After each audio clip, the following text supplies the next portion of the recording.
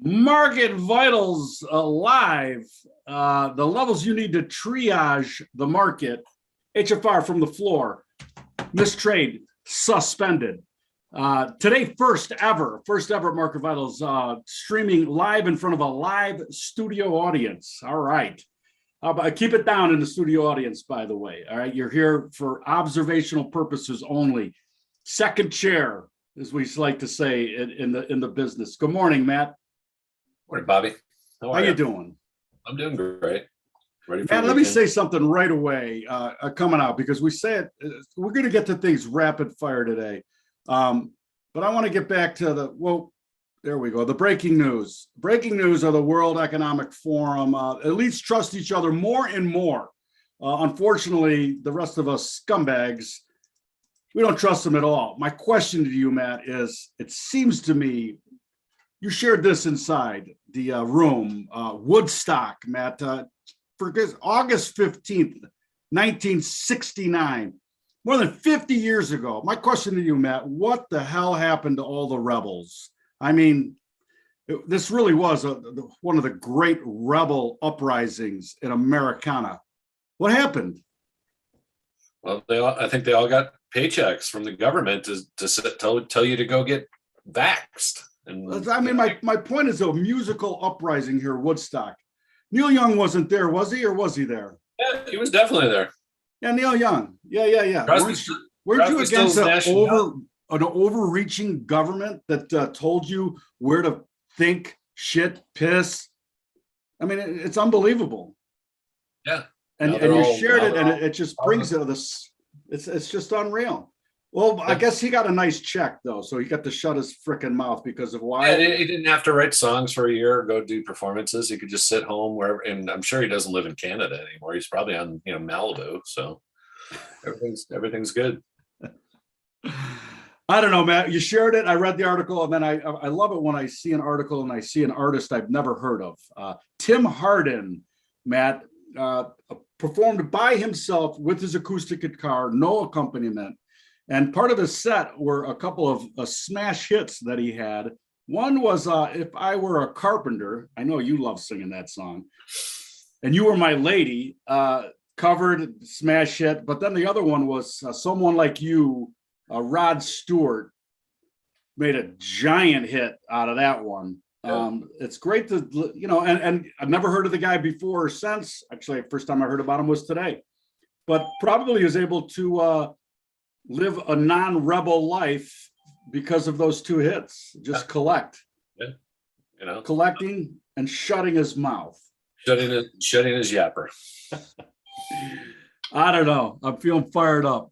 Neil lives in Redwood City, California. Definitely Northern California. Again, I mean, you get up to the Redwoods, it's a bastion of liberal thinking people. Yeah. Well, he probably lives next door to Neil Young up there. And Neil Young was bitter that he didn't write such good songs, maybe. And then he had to collect. Matt's trading, everyone. You see, when he looks down, he's not paying attention to the flow of the show. It's because he's trading. We've talked to him about this. He's been warned several times. And if we were the PGA of America, he's playing on a different track, not paying attention. Yep. Like Justin Johnson, he'd be gone. He'd gone. DJ just married Gretzky's daughter after, having 2 kids with her. They finally decided to get legit. Now he's taking the $150 million, because why wouldn't he? Dude, man, we talk about this all the time. Institutional inertia. I'm pretty sure I coined it. Yeah. Institutional inertia. You have something that's been around for decades and decades or generations, like the PGA of America. And, they don't like people ruffling their boat. Yeah. And the Saudis saying we can put on a tour that's better. And I said, how about this? Speaking of this, our friend Double Wide, or somebody was talking to Double Wide about that they must be in. He talked about his back nine and how it was all the shots of tequila. I still think that league is viable. Barstool should actually launch that league. The drunk golfing? Yeah, you got to blow at least a .8. You have to be at least legally drunk. Like by the time you tee off. by the time you tee off. Yeah. And then you got And to, then you can consume as much as you want from that point on. well, I think there's got to be a minimum. It's either like a beer every other hole. I mean, I Right. think you go a beer a hole, it gets really ugly early, and nobody ever finishes. And then you can like maybe take a shot off if you do like you swig like half a bottle of or something. If you do a shot of Fireball every third hole, you get to. Not only that, my other thing is if there's any ponds on the course, right? And you can pull out a pocket fisherman and land a fish and not get a time disqualification.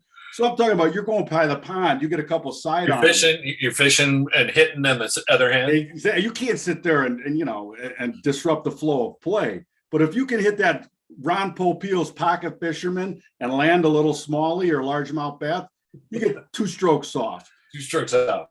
I don't know. I'm an idea guy. Yeah, I like that. I'm an idea guy.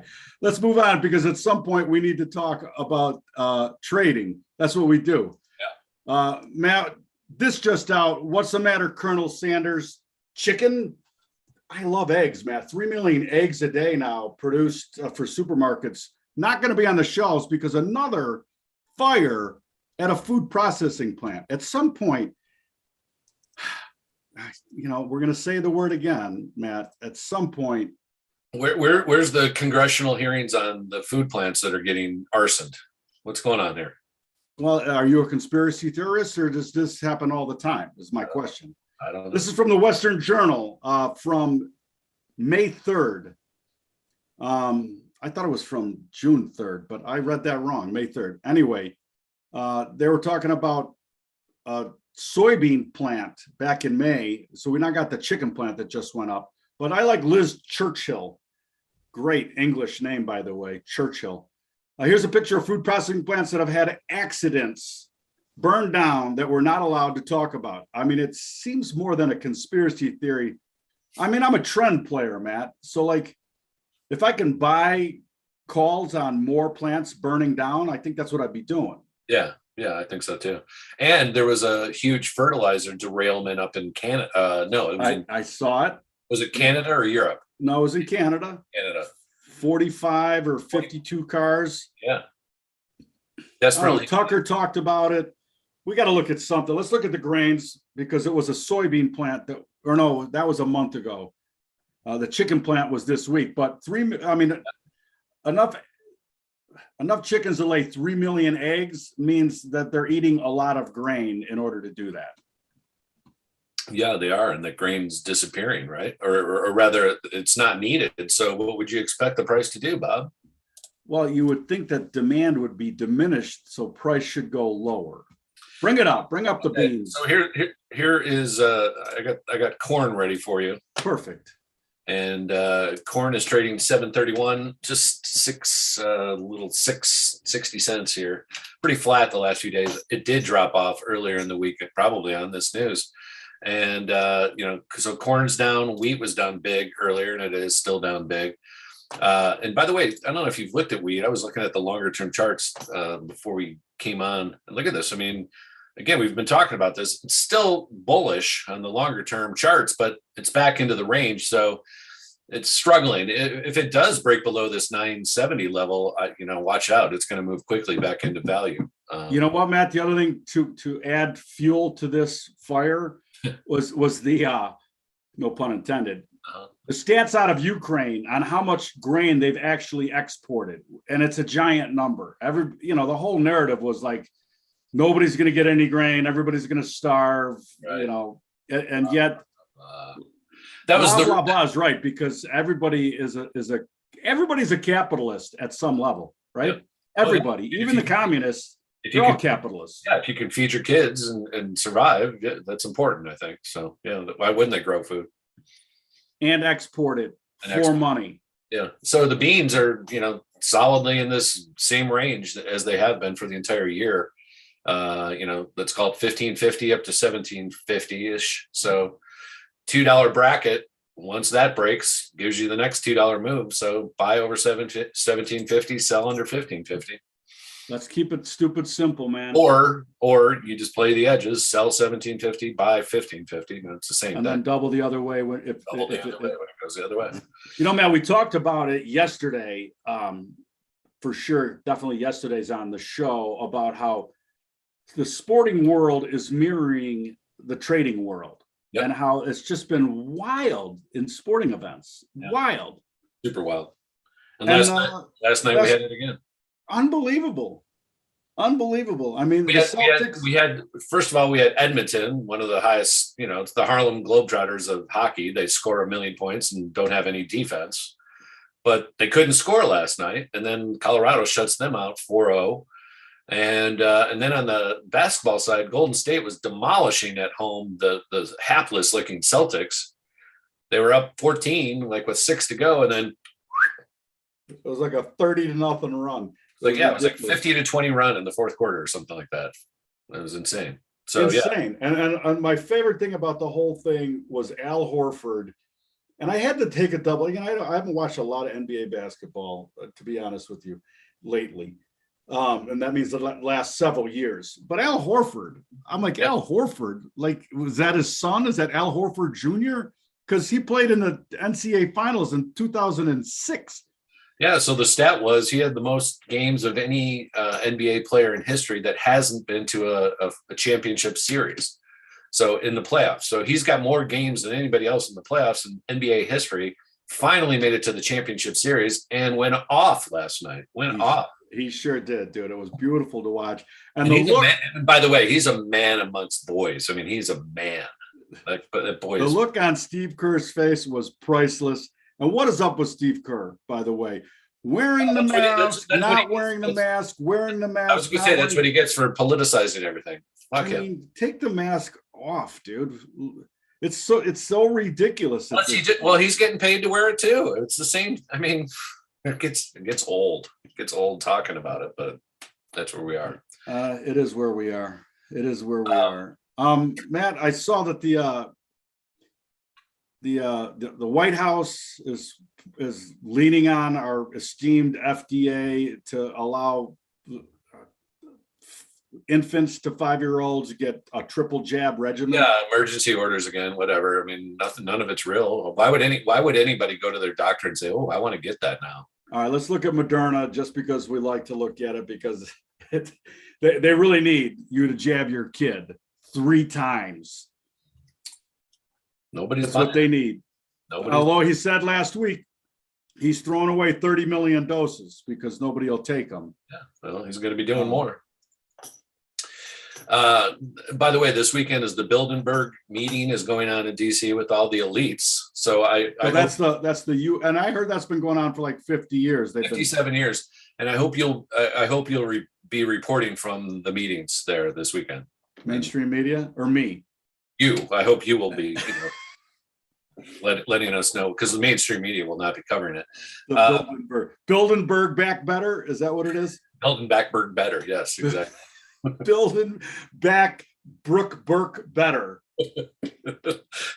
So 137 down a couple bucks again today here. Again, where are you want maybe you buy it down at 75 when it first tests that for the bounce, but it's not looking pretty, Bob. It's not looking pretty. That's his margin. That's the margin call. We used to call the guy the margin Nazi on the floor of the exchange. And if you were in a real bad position, you'd have to send a friend up to see if your firm's margin Nazi was at the door. Hey, go up there and see if the margin Nazi's up there. And then if he'd come back down, he'd be at the top of the escalator and thumbs down, like, dude, margin. I want to talk a little bit about just this week, and we talked about it coming in. We talked about how I'm not a big fan of these summer holiday, and we have this one. We're gonna have 3 this year because I think the 4th is on a first, isn't it? The 4th is on a Friday. Yeah.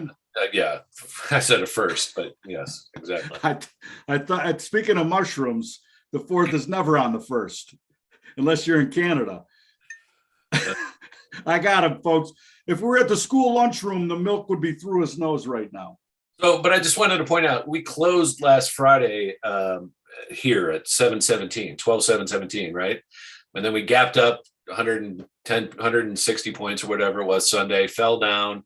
We did these, yesterday we had the algo into the jobs number, and we suggested as long as 12, you should sell 12.9. That was the number in my book.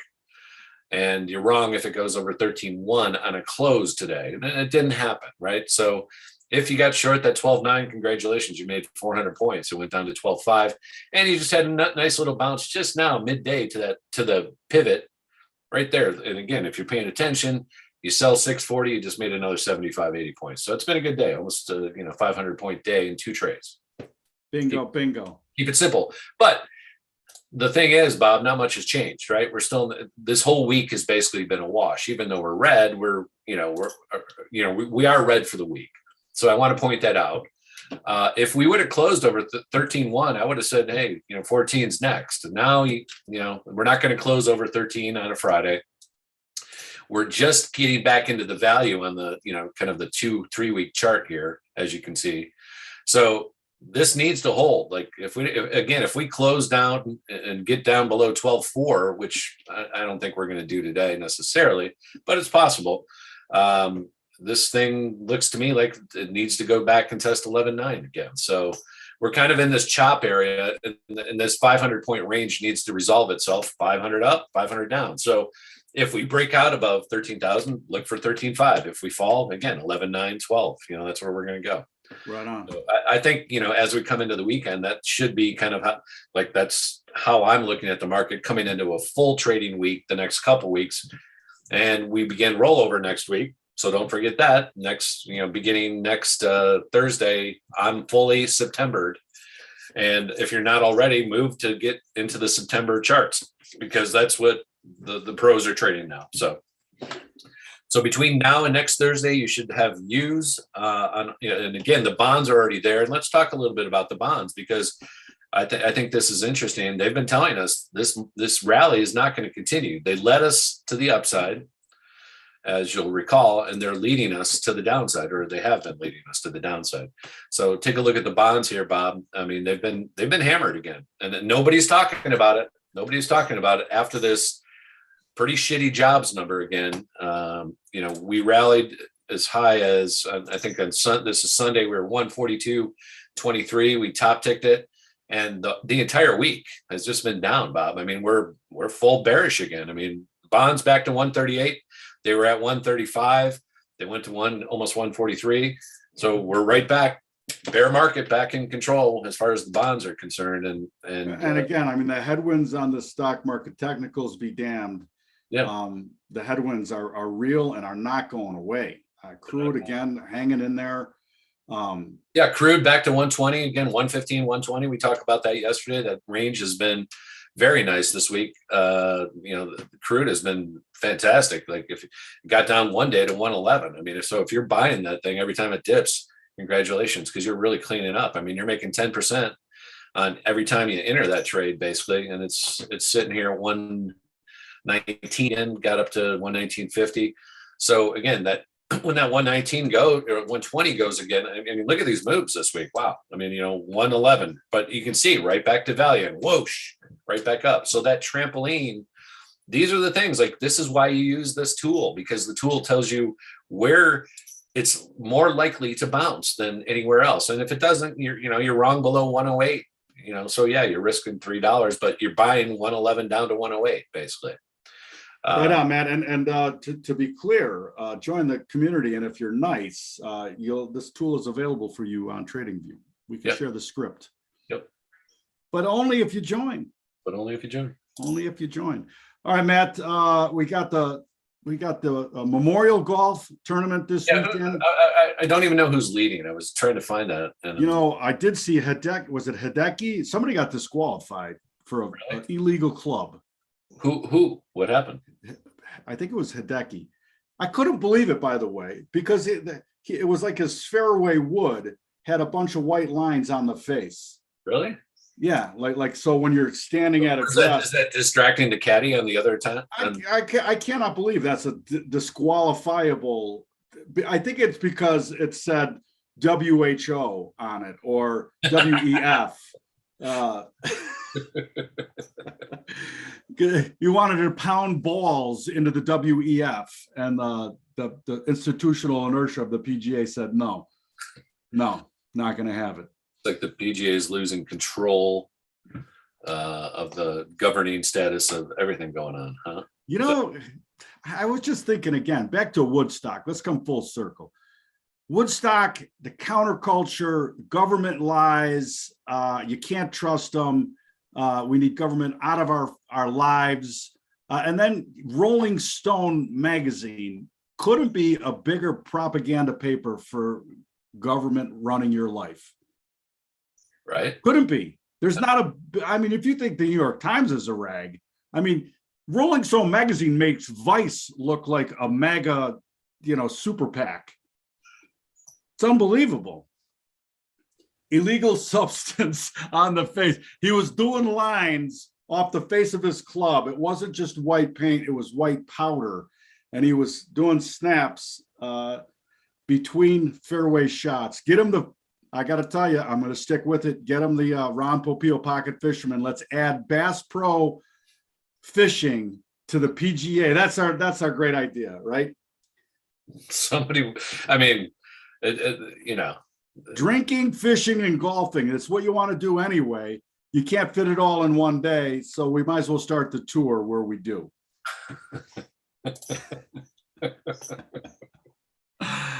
Oh my goodness. Let's not forget, rub me some shrimp mojo. Available at Amazon. Bacon habanero ketchup coming soon. What else you got, man? I want to talk a little bit about Tesla, because they not only did we have a pretty lackluster jobs number, but Elon, who now is the voice of all, apparently, because he's in the news every day, said they got to keep him in the news, because as well as I, sooner or later the guy's going to fuck up. Right? Oh yeah. So they got to have the magnifying glass. He's human. He's gonna. By the way, I heard from a number of retail people that shouldn't be trading, again, telling me they were buying it on Wednesday after it had the huge spike to 770. I was like, oh yeah, we're gonna have one more little spike, and I hope my retail friends got out at 792, but I doubt it. And today it's back down to 700. So welcome to the big time, big money, because Tesla is not safe. Again, this is not a safe haven market for bulls and or bears. You better. Man, you just think about the backdrop of higher. Maybe an EV is a smarter choice with $9 gas, but it's still a $70,000 purchase. Well, I was just talking. What's their cheapest model is what, 40 grand? I was just talking to my buddy Justin, who he's got a Dodge Ram, right? 150 to fill that son bitch. 55 gallons, dude. Try 330. Oh my God. He should just move into it down by the river. I think he is. Just move into it. Justin, move into it.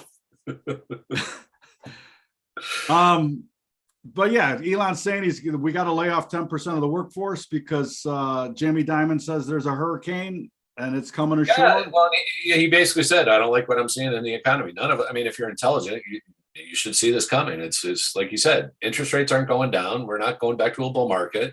And look at this thing. It went right back to the old, like little wedge that we had here that, it ticked it. So if you're paying attention to these things and where we are in the space, like you should be pretty conservatively hammering stocks whenever they rally like that. All right, Matt, fractal out on that much longer term, because I know we have, but we went from 616 to 800 there, Bob. I mean, nothing changed. People aren't buying more electric cars because Biden's talking about EVs. It's not happening because, the regular guy can't afford the $100,000 EV anyways. So this bracket continues to hold, and we break out of it occasionally, make a lower high, and then we go lower. That's where we are. Just sell it. It's going. I mean, again, the long-term chart, this thing's going to go back to 100. Say that one more time for our hard of hearing listeners. It's a $728 billion market cap.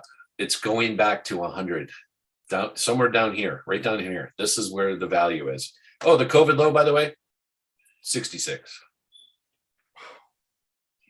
Think about that. It's still 10x today. It's 10x from the COVID low. All right. So you're saying Tesla's business improved 10x. Hey, Matt, you know, the other one that we saw, because we pointed this out before, a year or two ago, we pointed out the Zoom Exxon Mobil. Yeah. Right. And Zoom was 7x Exxon Mobil, I believe, or 10x, and it's completely flipped the other way around. Yep. Zoom Exxon Mobil. Yeah, we said short the hell out of it at $18 and it's gone to zero. Yeah. Unreal. Look at that. Sometimes you look at things and just be logical about it. How and that's a trade that you literally could put on with 100,000 share position, and you just made yourself 2 million. Like, and it had so little risk. All right. Risk not, want not. That's all we got. Matt, you have a great weekend. Thank you to the studio audience for sure. Thank you, Lee. Thank you, Kurt. Thank you, Matt. Hey, please retweet the broadcast. Unbelievable suppression appeared. Oh, I got one more thing I want to talk about a little bit, because it's sports related and somewhat related to local. The Portland Trail Blazers, long time owned by Paul Allen of Microsoft fame, right? Died in 2018. And in his trust, I was reading this article here on Phil Knight, along with the owner from the Dodgers, put in a $2 billion offer. And this analysis says that the Allen Foundation strictly says they must sell it. The family must sell it. So it's got to be done here soon. But they're suggesting probably, he owns the Seahawks and the Blazers, so he's got to sell all of his, along with a couple of these soccer teams, and he's got to sell all of them. So somebody's going to buy the Blazers. The crazy thing to me, Bob, is they offered $2 billion, and they're saying that they said in this article they're holding out for $3 billion for the Portland Trail Blazers, which is it's like the Green Bay Packers. It's like a limited market, right? I mean, it's not like you have any fans outside of Portland that like Portland Blazers. So I don't know. It's strange. I mean, our valuation is supposed to be a metric of revenue and profit. Well, yeah, but so this article actually says that, according to Forbes, the average NBA franchise is worth $2.5 billion. Right. So there's 13% jump from 20 to 21. So also even franchises went crazy during the COVID because, why not? Nobody was going to the games. They were all watching them. But here's the craziest part, like the Chelsea Football Club and the Broncos are pushing $5 billion valuations. So think about that. So maybe $3 billion is not that bad. That is unbelievable. And so our franchise. By the way, the teams right now, each team gets $80 million a year from the NBA's current TV contracts right today. So it's really not that expensive when you think about it. Well, what is 80 million in net present value at? Yeah, I mean 6%. Somebody do the math. Yeah, it's pretty close to fair. Anyone net present value? Who's got the equation? Who went to college? Who paid attention in college? More importantly, studio audience, net present value, $80 million cash flow, 7%. Let's be generous. Yep. Nobody's finding 7% on that kind of number, but nobody. That's what I thought. But that's interesting. Phil Knight again. And by the way, how old do you think Phil Knight is? Phil Knight's got to be 76. 83. Wow. So really, do you want to take on that, Phil Knight? Like, what are you doing? You're old. Just go. Like, I think about our life today. We need some, like, we have Elon Musk, who's probably 50, and then we have all these 88-year-olds, Paul Pelosi drinking and driving. We got Nancy Pelosi drinking, and we got the Queen's 117 years old this week. The Jubilee. It's the second Jubilee, is it not? I had a gin and tonic last night, by the way, and tipping my hat to the Queen and the Jubilee. The Great Mouse Detective, Matt. Great Mouse Detective. Great little cartoon. If you got young kids, you can come over and get the VHS out of my basement. The Great Mouse Detective. Why do you still have VHS tapes? I'm kidding, Matt. See, this is called humor and sarcasm and understanding that everything out of my mouth is guaranteed probably a lie. I don't know. I try though. I do try. Great about a great cartoon. We watched it at least 1,000 times when the kids were young. The Great Mouse Detective, and it was all about the Queen's Jubilee. And I drank a gin and tonic in her honor. Oh, and by the way, she met her great grandkid for the first time, so everybody was fawning over that. Great, beautiful stuff. All right, Matt. As I was saying, we're being suppressed here by the Twitter algo. All we can depend on is you to retweet. Please retweet the broadcast. Please join us at marketvetals.io. Please share, like I said, retweet, plagiarize, anything you want. No rules here. We're at the Woodstock Music Festival. 500,000 people, by the way, we're at that festival. 500,000. That had to be, and there was no phones back then. Had to be fun. Had to be a fun time. Had to be a good time. Good times. Yep. Lee was there for sure. Lee was at Woodstock. Yeah, 100%. He was definitely there. He was probably holding uranium back then too. Next week on the show, the Clintons and Uranium One, WON, and their incredible negotiating skills. We'll be covering that. How to make friends and influence people. And I think Lee might be the only person with a suitcase full of uranium that he takes over to Iran and Iraq. Because it's such a thin market, but he's got a suitcase of uranium, high grade. He's been carrying around since Woodstock. Matt, what do you like? Bring up the plutonium chart. Let's talk plutonium. I know. Speaking of plutonium rods, we started the week talking about sex toys. The nuclear. What was that little Martian on the Bugs Bunny? The nuclear capacitor. Remember that dude? Yes, I do. Love that guy. All right, that's it. That's the show. That was one of Mel Blanc's. That was one of Mel Blanc's best voices. All right. Martian. Fade to blank. Mel Blanc. Mel Blanc. LeBlanc. LeBlanc. Peace.